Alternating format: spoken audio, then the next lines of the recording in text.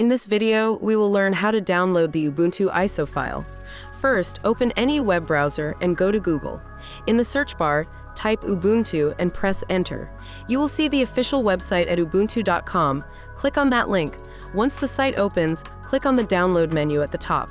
Then select Download Ubuntu Desktop. Here, you'll see the latest version available, which is Ubuntu 25.04. You'll also notice the ISO file size is 5.9 gigabytes.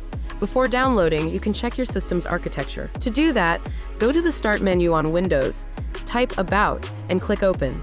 Under System Information, you'll see the processor type. For example, if it shows Intel, the standard 64-bit ISO will work fine. You can also scroll down the Ubuntu page to view the system requirements. Once ready, click the Download button to begin downloading the ISO file. Since it's 5.9 gigabytes, the download might take a while depending on your internet speed.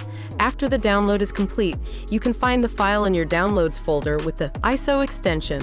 That's it. We have successfully downloaded the Ubuntu 25.04 ISO file. Thanks for watching.